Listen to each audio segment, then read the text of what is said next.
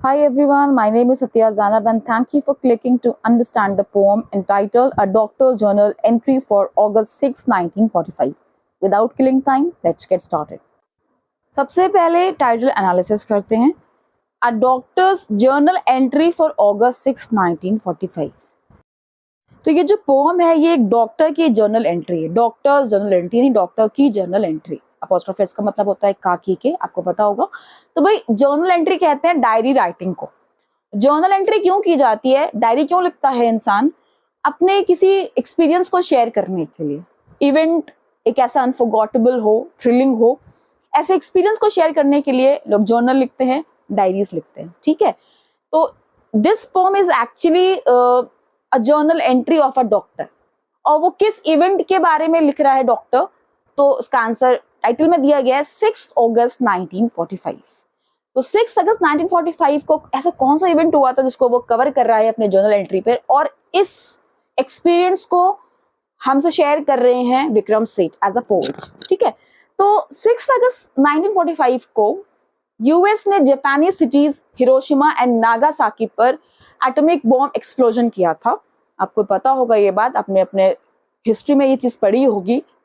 6, 7, 8 से ही स्टार्ट हो जाता है ये सब बताना. तो उस इवेंट को हमसे शेयर किया गया है. ठीक, तो उस इवेंट के बाद कॉन्सिक्वेंसेस क्या हुए, वर्ल्ड वॉर के बाद आम लोगों के ऊपर क्या असर पड़ता है, इसको शेयर किया है विक्रम सेठ ने. ठीक, तो this poem is actually an anti war pome.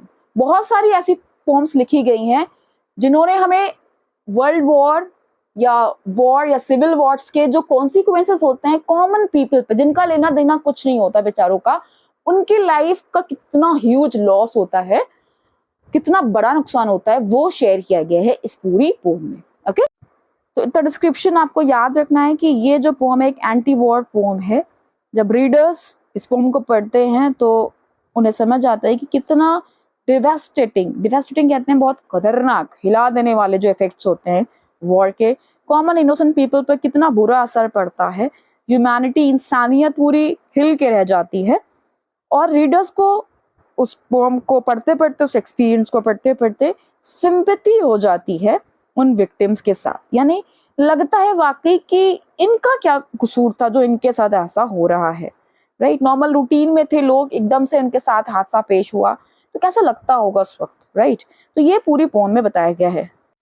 अब सेकंड चीज जो जानने वाली है वो ये कि ये पोम एक ड्रामेटिक मोनोलॉग है. अगर क्वेश्चन आता है कि how can you say that this poem is a dramatic monologue, और do you agree that this poem is a dramatic monologue, describe, तो आप कैसे लिखोगे. ठीक है, देखो ड्रामेटिक मोनोलॉग होता है कि आपको पता होगा कि जब एक ही इंसान बोल रहा है अपने आप से ही बात कर रहा है, खुद ही क्वेश्चन कर रहा है, खुद ही जवाब दे रहा है, उसे कहते हैं ड्रामेटिक मोनोलॉग. यानी एक तरीके से मोनो मतलब क्या होता है, सिंगल, लॉग मतलब होता है स्पीक, और ड्रामेटिक मतलब ड्रामा के फॉर्म में कुछ बताना. तो इस पोम में डॉक्टर हमें पूरा इवेंट बता रहा है, हालांकि वो अपने वाइफ से भी बात कर रहा है लेकिन उसकी वाइफ का कोई डायलॉग नहीं है. ठीक है, तो इस तरीके से हम कह सकते हैं कि this poem is a dramatic monologue because the doctor's wife says nothing in the entire poem, only the doctor speaks all about the event. तो वो स्टार्ट करते हैं लाइन बाय लाइन एक्सप्लेनेशन. जब एक्सप्लेनेशन पूरा कवर हो जाएगा तब इसके बाद मैं थीम्स को डिस्कस करूंगी. Let's get started. तो पेंसिल आप लोग सब लोग हाथ में रखिएगा. जो भी मैं आपको फ्रेजेस के मीनिंग्स बताती जाऊंगी, वर्ड्स के मीनिंग बताती जाऊंगी, उसको आप नोट करते चलना. ठीक है, बिकॉज एग्जाम टाइम में आप उन वर्ड्स को रिकॉल कर सको. जो समरी बताई जाती है वो सिर्फ दिमाग में रह जाती है. अगर आप नोट करते हो, आपके अपने नोट्स आपके एग्जाम में क्वेश्चन आंसर्स के वक्त काम आते हैं. ठीक है, द मॉर्निंग स्ट्रेच काम beautiful and warm. Bomb explosion से पहले का सीन हमसे शेयर किया जा रहा है.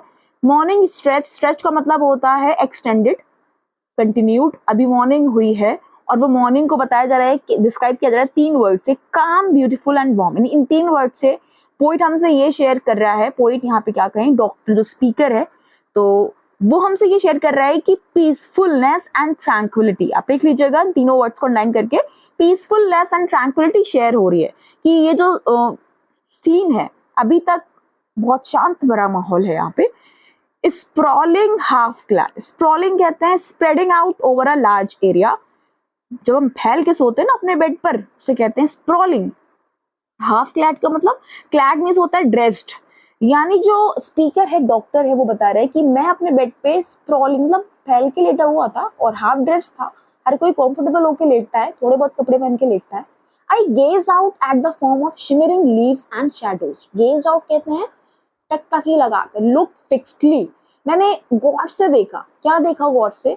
जो पत्तियां थी, विंडो से देखा होगा या जहां से भी उसको नजर आ रहा होगा बाहर का सीन, जो पत्तियां थी वो शिमर कर रही थी। शिमर कहते हैं ग्लिसनिंग, चमकना, और चमकने के साथ साथ हिलना, यानी बहुत ही पोलाइटली, बहुत ही सुंदर तरीके से। तो एक तरीके से सेकेंड लाइन में जो लिखा है स्प्रॉलिंग हाफ फ्लैट, वहां से क्या सेंस मिल रहा है हमको? रिलैक्सेशन। जो हमारे घर में होता है, हम जो रिलैक्सेशन फील करते हैं ना, वो शेयर कर रहा है हमसे यहाँ पे स्पीकर, कि कितना आराम से वो हाफ क्लैड होकर लेटा था और नजारा ले रहा था बाहर का। लीव शिमर कर रही थी। तो जहाँ पे लिखा है शिमरिंग लीव्स एंड शैडोज, वहां पे आप लिख लीजिएगा sense of beauty and serenity, यानी कैसा ब्यूटी भरा माहौल था जो आगे चलकर हमें दिखाया जा रहा है कि बहुत बुरा होने वाला है बॉम्ब एक्सप्लोजन के बाद। सडनली, सडनली को अंडरलाइन करिएगा और वहां पे लिख लीजिएगा अनएक्सपेक्टेडनेस, यानी सडनली वर्ड से हमें ये शो कर रहा है कि डॉक्टर के साथ कुछ ऐसा हुआ जो उसको एक्सपेक्ट नहीं था।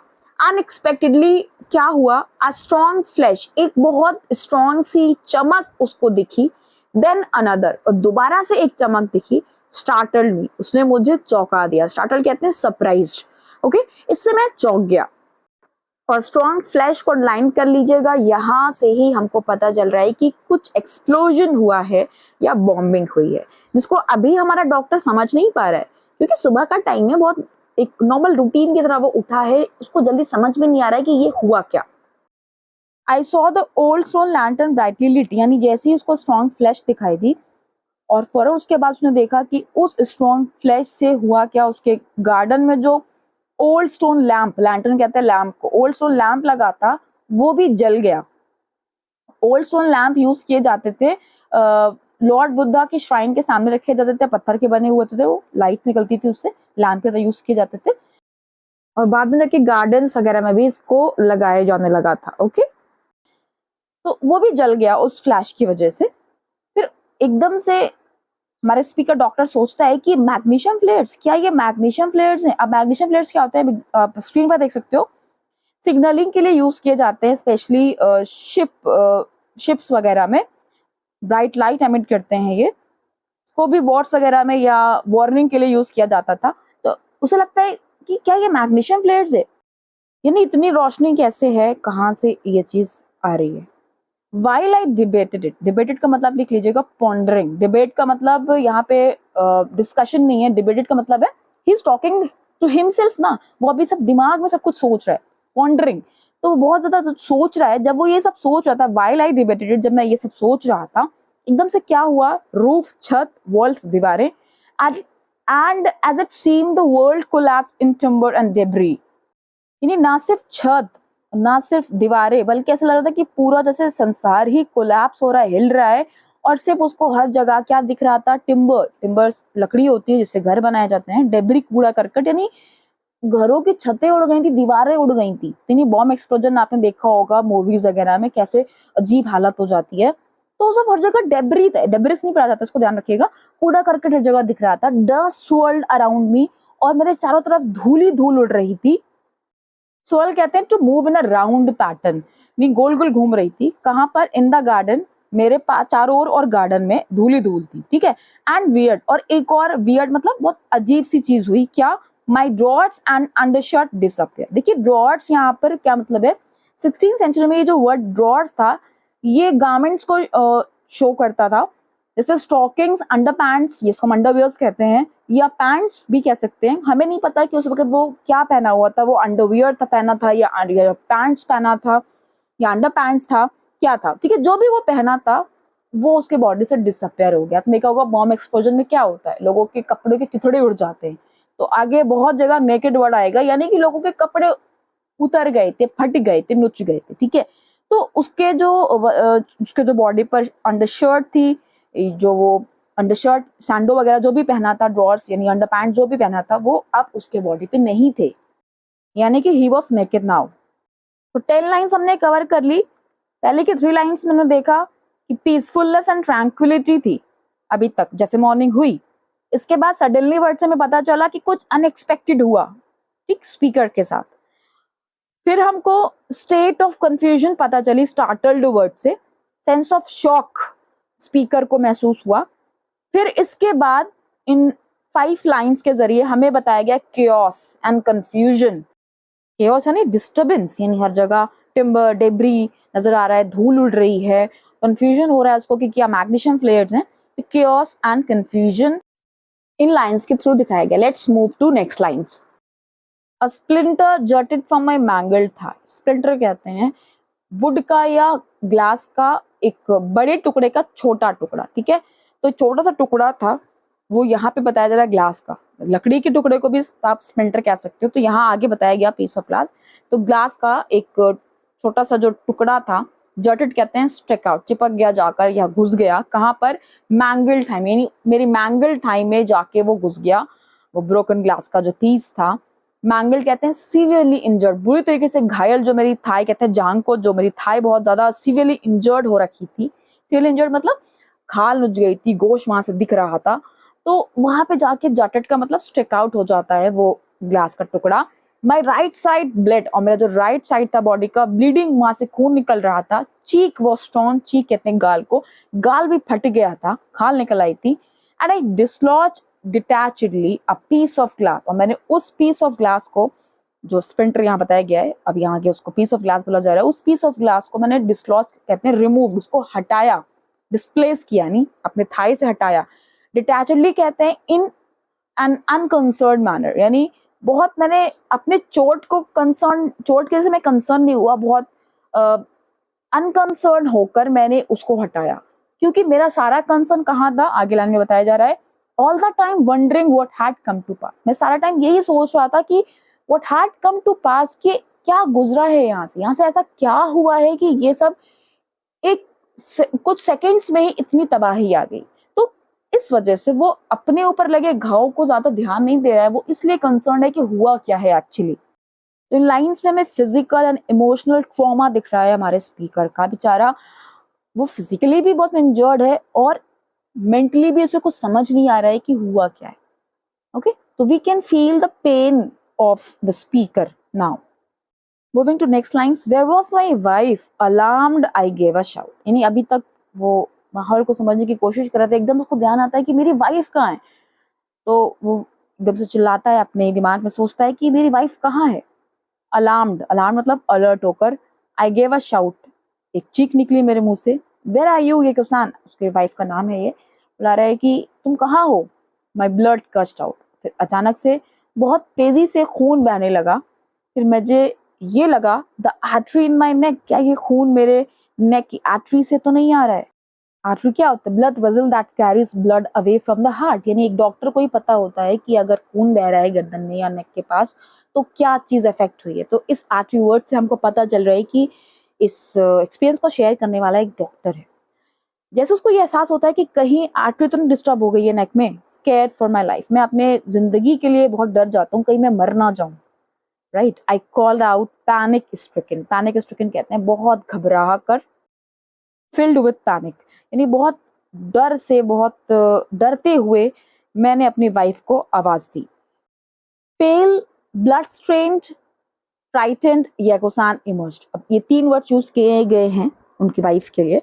यानी पेल का मतलब होता है चेहरा पीला पड़ जाना, लाइट कलर हो जाना, फीबल दिखाई देना, कमजोर दिखाई पड़ना, बहुत कमजोर दिख रही थी वो, क्योंकि उनको भी खौफ आ रहा था, डर लग रहा था कि ये हुआ क्या। राइट, तो घबराई हुई सी थी वो, उनका चेहरा पीला पड़ रहा था। ब्लड स्टेन, जगह जगह खून के धब्बे थे, उनको भी चोटें आई थी काफी। फ्राइटेन, बहुत ज्यादा वो डरी हुई लग रही थी।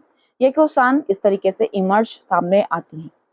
होल्डिंग हर एल्बो, और अपने एल्बो को वो पकड़ी हुई थी, एल्बो मतलब कोहनी, कोहनी में काफी चोट आई हुई होगी उनकी, वो अपनी कोहनी को पकड़ते हुए बाहर आई। बोला उन्होंने कुछ भी, डायलॉग उनका नहीं दिखाया गया है। तो जैसे ही उसकी वाइफ सामने आई तो स्पीकर हमारा कह रहा है, अपनी वाइफ को देखकर कंसोल कर रहा है, उसको तसल्ली दे रहा है, विल बी फाइन, हम लोग ठीक हो जाएंगे, सब ठीक हो जाएगा। यानी जब कोई ऐसी सिचुएशन आती है तो जो हमारा मेन प्रोटेक्टर होता है या घर के जो बड़े होते हैं वो बाकी को क्या करते हैं, संभालने की कोशिश करते हैं। तो अपनी वाइफ को कंसोल कर रहे हैं कि डरो नहीं, सब ठीक हो जाएगा, आई अर्ज, लेट्स गेट आउट क्विकली। और वो अपने वाइफ को एडवाइस करता है कि हम लोग अब यहाँ से बाहर निकलते हैं इस जगह से। Stumbling to the street we fell, tripped by something at our feet. Stumbling कहते हैं बैलेंस लूज करके चलना, बहुत लड़खड़ा के चलना, क्योंकि इन लोगों की चोट लगी हुई थी। तो स्टम्बल करके वो चल रहे थे दोनों लोग। वी फेल, गिर भी जाते हैं दोनों। Tripped by something at our feet, क्योंकि इनके पैरों में कुछ चीज फंस जाती है जिसकी वजह से गिर जाते हैं। ट्रिप्ड का मतलब क्या होता है? पैरों में कुछ फंस जाना जब आप लड़खड़ा के चल रहे हो, ठीक है। लड़खड़ा के जब चलेंगे इधर उधर डगमगाते हुए, तो जो भी रास्ते में पड़ा होगा वो उससे हम क्या होगा, टकरा जाएंगे, वो हमारे पैर में फंस जाएगी चीज। तो ये मतलब है स्टम्बलिंग टू द स्ट्रीट, यानी कि सड़क पे लड़खड़ाते हुए, चोट के जैसे जो लड़खड़ा के चल रहे थे। वी फेल, हम गिर पड़ते हैं। Tripped by something at our feet, क्योंकि हमारे पैर में कुछ पड़ जाता है, रास्ते में आ जाता है। वो चीज क्या है आगे बताया जा रहा है। I gasped out when I saw it was a head. Gasp out कहते हैं to breathe noisily when you are astonished, when you are fearful। जब आप डर से भरे हुए हो, डरे होकर जब आपकी सांस फूलने लगती है, बहुत तेजी तेजी आप सांस लेते हो, साफ सुनाई पड़ती है आपकी सांस से, उसे कहते हैं गास्प आउट। तो ये देखकर कि क्या चीज पैर में फंस गई है, स्पीकर की सांस फूलने लगती है, बहुत तेजी से वो सांस लेने लगता है नॉइस के साथ। I gasp out when I saw, जब मैंने ये देखा कि मेरा पैर एक हेड, एक सर से लड़खड़ा गया है। Excuse me, please excuse me, he was dead. और हालांकि वो इंसान मर गया था, फिर भी स्पीकर के मुंह से यही निकला अनजाने में, क्योंकि इतना हड़बड़ाया हुआ था वो। एक्सक्यूज मी, माफ करिएगा। जब हम अनजाने में किसी से टकरा जाते हैं तो हम क्या बोलते हैं? माफ करिएगा, धोखे से टकरा गए। तो वो अपने कॉन्शियस में नहीं था, वो एकदम से बोल जाता है एक्सक्यूज मी, फिर उसको ध्यान आता है कि अरे ये तो मर गया है। अ गेट हैड क्रश्ड हिम। अब यहाँ पे हमें रीडर से बता रहे हैं कि एक गेट ने उसको क्रश कुचल दिया था, गेट के नीचे वो आ गया था बेचारा, जिससे उसकी डेथ हो गई थी। देयर वी स्टूड अफ्रेड, और वहां पे हम बहुत डरे हुए खड़े हुए थे। फिर क्या उसने देखा स्पीकर ने? A house standing before us tilted, swayed, toppled and crashed। यानी उसकी आंखों के सामने एक घर कैसे तबाह हो गया। उसने देखा पहले वो टिल्ट था, थोड़ा सा तिरछा हो रखा था, swayed, और वो हिल रहा था। swayed मतलब इधर हिलना, टॉपल्ड मतलब फेल ओवर, वो गिर गया, एंड क्रैश, और उसका चूरा चूरा हो गया, क्रैश हो गया पूरा। तो कितने अच्छे से विक्रम सेठ ने एक डॉक्टर के नजरिए से पूरा एक्सपीरियंस शेयर किया है कि कैसे आंखों के सामने कुछ सेकंड्स के अंदर एक घर जिसमें लोग रह रहे हैं, डेली रूटीन चल रहा है, अचानक से तबाह हो जाता है। ठीक। Fire sprang up in the dust spread by the wind, क्योंकि हवा भी चल रही थी, तो हवा से फैलते हुए जो आग थी वो डस्ट की तरह बढ़ती जा रही थी। स्प्रैंग अप, उसकी स्पीड और बढ़ती जा रही थी। It dawned on us, dawned कहते हैं बिकम एविडेंट, ये हमारे सामने क्लियर हो गया, ये चीज हमको समझ में आने लगी। अब we must get to the hospital, कि हम दोनों को अब हॉस्पिटल पहुंचना चाहिए। वी नीडेड इट, हमें जरूरत थी मदद की। And I should help my staff too, और मुझे भी अपने स्टाफ की मदद करनी है। वो डॉक्टर था, तो ये चाह रहा है कि मैं जल्द से जल्द हॉस्पिटल पहुंचूं, मुझे भी जरूरत है, और मैं अपने स्टाफ को भी हेल्प कर सकूं। अब यहाँ पे ब्रैकेट में एक लाइन दी गई है, though this made sense to me then I wonder how I could. बाद में लिखी गई लाइन है कि बाद में मुझे ये रियलाइज हुआ कि कैसे मैं मदद कर सकता था, मैं खुद इतना इंजर्ड था, कैसे मैं ये कर सकता था। उस लाइन के जरिए डॉक्टर की एक जो कॉन्शियंस होती है, एक इनर सोल कह लीजिए आप, कि एक डॉक्टर को इस वक्त भी फिक्र है कि वो मदद करना चाह रहा है लोगों की। यानी उस वक्त उसको नहीं लगा कि अरे मैं मदद कैसे कर पाऊंगा। ये जो लाइन ब्रैकेट में लिखी गई है वो बाद में जब वो सही हो जाता है, विक्टिम है इसका, बाद में सही हो जाता है, तो वो ये ऐड करता है लाइन कि अब मुझे ये रियलाइज हो रहा है कि मैं उस वक्त मदद कैसे कर सकता, मैं खुद इतना जख्मी था। अंडरस्टैंडिंग, तो ये बाद की लाइन है। तो यहाँ से हमको बताया जा रहा है responsibility and compassion of a doctor. अब इस लाइन को आप आगे की लाइन से कनेक्ट करिएगा, तो यानी एक तरफ वो सोच रहा है कि मुझे हॉस्पिटल जाना है, अपने स्टाफ की मदद करना है, और अगले लाइन में वो क्या शेयर कर रहा है एक्सपीरियंस, माई लेग्स गेव वे मतलब जवाब दे दिया, अनेबल टू कंटिन्यू, राइट, मेरे पैरों ने जवाब दे दिया था, मुझसे नहीं चला जा रहा था। I sat down on the ground, मैं जमीन पे बैठ गया। थर्स्ट सीज्ड मी, प्यास की वजह से मुझे निढाल होना पड़ा। But no water could be found, लेकिन आसपास पानी मौजूद नहीं था। माई ब्रेथ वॉज शॉर्ट, यानी मुझे सांस लेने में परेशानी हो रही थी।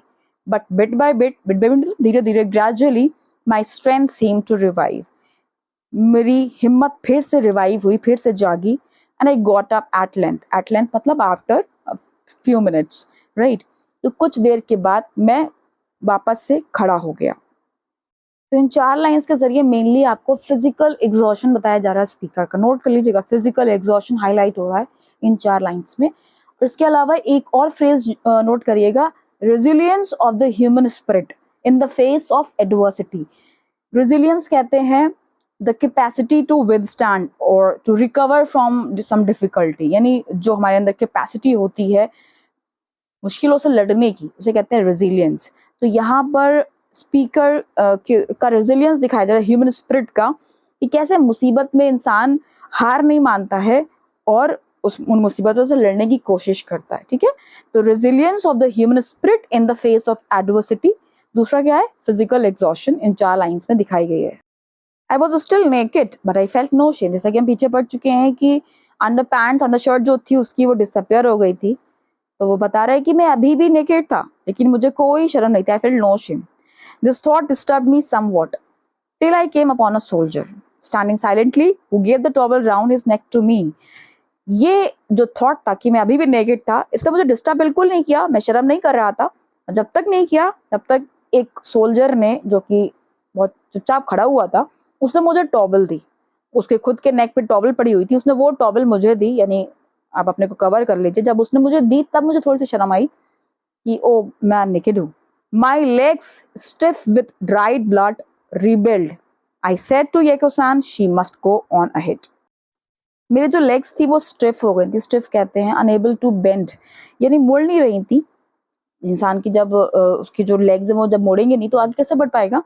Dried blood, with dried blood यानी जो खून उसका जम गया था, जो भी इंजरीज थी उसके वहां पर थाई में, उसकी वजह से वो बेंड नहीं हो पाई थी उसके लेग्स, रिबेल्ड, यानी इस वजह से उसको क्या करना पड़ा, रेजिस्ट करना पड़ा, अपने चलने को रोकना पड़ा, और वो वहीं रुक गया स्पीकर, और अपने वाइफ से बोला कि तुम आगे बढ़ो, she must go on ahead, कि तुम्हें आगे बढ़ना चाहिए, तुम मेरा साथ मत देखो, तुम आगे बढ़ो, तुम कम से कम हॉस्पिटल पहुंचो। तो लास्ट लाइन से इमोशनल बॉन्ड दिखाया जा रहा है कपल के बीच में, कि कैसे एक हस्बैंड अपने वाइफ को जाने को बोल रहा है। वाइफ जाने को तैयार होगी क्या ऐसे मौके पे, नहीं, लेकिन फिर भी उसे समझ आ रहा है कि कोई तो जान बचाए जिससे दूसरे की जान बच पाए। तो इमोशनल बॉन्ड दिखाया गया है कपल के बीच इन लास्ट लाइन्स में। She did not wish to, यानी वो जाना तो नहीं चाहती थी, बट इन आर डिस्ट्रेस, लेकिन इस हमारी मुसीबत में, व्हाट चॉइस हैड वी, हमारे पास ऑप्शन भी क्या था। अ ड्रेडफुल लोनलीनेस, ड्रेडफुल मतलब हॉरिबल, एक भयानक सा अकेलापन केम ओवर मी, मेरे ऊपर सवार हो गया। व्हेन शी हैड गॉन, जब मेरी वाइफ वहां से चली गई तो मैं अपने आप को बहुत अकेला फील करने लगा। हालांकि अभी तक उसकी वाइफ उसको कोई सपोर्ट नहीं कर रही थी, ना उसके जख्मों को कुछ हल्का कर रही थी, लेकिन जब मुसीबत में कोई हमारे साथ खड़ा भी होता है तो हमें बहुत अच्छा फील होता है। जैसे उसकी वाइफ वहां से चली जाती है तो वो बहुत लोनली फील करता है। हमसे शेयर कर रहा है हमारा स्पीकर कि my mind ran at high speed, my body crept behind. मेरा माइंड तो बहुत हाई स्पीड में दौड़ रहा था कि मैं क्या कर दूं, कैसे ये सब हो रहा है, दिमाग में बहुत सारे ख्यालात आ रहे थे, लेकिन मेरी बॉडी क्रेप्ट बिहाइंड, मतलब बहुत बॉडी क्रीप मतलब रेंग रही थी, यानी बॉडी साथ नहीं दे रही थी आगे बढ़ने का, वहीं पर दिमाग बहुत तेज स्पीड से आगे बढ़ रहा था। तो इन लाइंस के जरिए हमें फिजिकल लिमिटेशंस बताई जा रही हैं स्पीकर की, कि फिजिकल लिमिटेशंस उस वक्त जो वो फेस कर रहा था उस केओटिक एंड डिस्ट्रक्टिव सिचुएशन में, कि उसकी बॉडी उसका साथ नहीं दे रही थी। अब जब वो बैठा हुआ है तो आसपास लोगों को वो ऑब्जर्व कर रहा है कि क्या हाल हो रहा है लोगों का। आई saw the shadowy forms of people. Shadowy people मतलब एक ऐसा इंसान जिसको हम बहुत अच्छी तरीके से नहीं देख पा रहे हैं, अंधेरा है, उसे कहते हैं शैडोई, इतनी शक्ल समझ में नहीं आ रही है साफ। तो यहाँ पे क्यों बोल रहा है वो शैडोई, क्योंकि लोगों के चेहरों की जो रंगत है वो उड़ गई है। बहुत से लोगों की बॉडी पे जो फ्लैश है वो नजर नहीं आ रहा है, गायब हो चुका है, हड्डियां हड्डियां नजर आ रही हैं किसी जगह पर पर्टिकुलरली। और दूसरी वजह ये है कि आगे बताया जा रहा है, पहले आप ये समझ लीजिए, सम वर गोस्ट, यानी कि उन लोगों को देखकर ये फील कर रहा है स्पीकर हमारा कि कुछ भूत लग रहे थे देखने में। सम स्केयर क्रोज जो बर्ड्स को डराने के लिए, क्रोज को भगाने के लिए फार्मर्स लगाते हैं ना, आप स्क्रीन में देख सकते हो, उसे कहते हैं scarecrows. All were wordless dumb, यानी आप देखते हो स्केयरक्रोस कैसे होता है, हाथ बाहर निकाले होते हैं, और ज्यादातर जो गोस्ट वगैरह होते हैं, जिसको स्केलेटन वगैरह, उसके भी हाथ बिल्कुल अलग रहते हैं बॉडी से। तो लोग अपने हाथों को इस तरीके से निकाले हुए थे, आर्म्स स्ट्रेच स्ट्रेट आउट, उनके जो आर्म्स थे स्ट्रेट आउट, सीधे अपने वो बॉडी से टच नहीं कर रहे थे, फैलाए हुए रखे हुए थे, आप स्क्रीन में देख सकते हो। शोल्डर टू डैंगलिंग हैंड, और शोल्डर से बिल्कुल, शोल्डर से हैंड तक डैंगलिंग, वो लटकाए हुए थे अपने वो। क्यों? क्योंकि it took some time for me to understand, ये सब सोचने में मुझे थोड़ा टाइम लगा, ऐसा क्यों कर रहे हैं ये लोग। The friction on their burns caused so much pain, they fear to chafe flesh against flesh again. यानी फ्रिक्शन मतलब रगड़ जो लगेगी, अगर वो, क्योंकि उनके साइड शोल्डर के नीचे का जो फ्लैश था वो बाहर आ चुका था, तो अगर रगड़ लगेगी तो उनको तकलीफ होगी। तो रगड़ ना लगने पाए क्योंकि जल चुका है बदन कई कई जगह पर, जिससे उनको दर्द होगा। तो उन्हें ये डर लग रहा था कि कहीं उनका फ्लैश और ज्यादा बाहर ना आ जाए टकराने की वजह से। इस वजह से वो सब देखने में कैसे लग रहे थे? स्केयरक्रोस लग रहे थे, भूत लग रहे थे। चेफ का मतलब लिख लीजिएगा रब, यानी they fear to rub flesh against flesh, यानी कि फ्लैश से फ्लैश अगर टकराएगा, अगर वो ऐसे बिल्कुल जैसे हम लोग हाथ बंद करके चलते हैं, शोल्डर अंदर तक अंदर रख के चलते हैं, तो हमारा फ्लैश से फ्लैश टकराता है। तो वो ये नहीं चाह रहे थे, वो डर रहे थे कि कहीं उनका फ्लैश फ्लैश से टकराए ना, जिससे उनको और दर्द महसूस हो। Those who could shuffled in a blank parade towards the hospital, यानी वो लोग जो कर सकते थे, क्या कर सकते थे? जो शफल कर सकते। शफल का मतलब क्या होता है? घसीटते घसीटते चलना, ड्रैग करते हुए पैर को घसीटते हुए चलना बिना उठाए। घसीटते हुए क्यों चल रहे थे? क्योंकि बहुत जख्म थे इनके पैरों में, तो घसीटते हुए चल रहे थे आगे। यानी वो लोग जो चल सकते थे वो ब्लैंक परेड, ब्लैंक परेड मतलब लोगों का जो एक तरीके से झुंड निकल रहा था, कुछ लोग वो जो चल पा रहे थे, जो बहुत ज्यादा इंजरीज के बाद भी चल पा रहे थे। ब्लैंक क्यों कहा जा रहा है? यानी वो एक्सप्रेशन लेस थे बेचारे, कुछ बोल नहीं रहे थे। तो उस ब्लैंक परेड में शामिल हो रहे थे वो लोग जो चल पा रहे थे अपने पैर को ड्रैग करते हुए। कहाँ जा रहे थे वो लोग? टूवर्ड्स द हॉस्पिटल, हॉस्पिटल की तरफ बढ़ रहे थे। आई सॉ, मैंने देखा, डिसमेड a woman with a child stand in my path. डिसमेड मतलब हॉरिफाइड, वो एक औरत को मैंने देखा जो बहुत बेचैन सी थी, बहुत डरी हुई लग रही थी, और उसके साथ एक बच्चा था, और दोनों ही नेकेड थे। Had they come back from the bath, तो उन दोनों को देख के एक क्वेश्चन मेरे दिमाग में आया, क्या ये लोग नहा के निकले हैं? तो यहाँ पे जो ट्रॉमा दिखाया जा रहा है, physical trauma and emotional trauma दिखाया जा रहा है स्पीकर का, कि उसे कुछ समझ ही नहीं आ रहा। हमें पता है ये कि भाई बॉम्ब एक्सप्लोजन हुआ है, तो बॉम्ब एक्सप्लोजन में जो नॉर्मली होता है कि लोगों के कपड़े उड़ जाते हैं, चले जाते हैं बदन से, और फ्लैश हट जाता है। हमें पता है कि बॉम्ब एक्सप्लोजन में ऐसा होता है। अभी तक स्पीकर को नहीं पता है ना कि हुआ क्या है, वो तो यही सोच रहा है कि हो क्या गया है, एकदम से हो क्या गया है, बार बार वो यही सोच रहा है। इसी वजह से उसके माइंड में ये क्वेश्चन आ रहा है कि ये लोग नेकेड क्यों है, क्या ये लोग नहा के आए हैं? जबकि अभी खुद भी वो नेकेड था, लेकिन उसका दिमाग ही नहीं काम कर रहा है। आई टर्न माई गेज, मैंने फौरन वहां से नजरें हटा ली, but was at a loss. At a loss का मतलब यहाँ पर है in a confusion state, in a state of confusion और अनसर्टेन। मैं ये सर्टेन नहीं था, मुझे समझ में नहीं आ रहा था कि हो क्या, दैट शी शुड सैंडल्स, कि उसको उस तरीके से खड़ा होना चाहिए, वो नेकेड क्यों है। टिल आई केम अक्रॉस, और अचानक से मुझे दोबारा से एक इंसान का गुजर हुआ मेरे सामने से, आ नेकेड मैन, वो भी नेकेड था।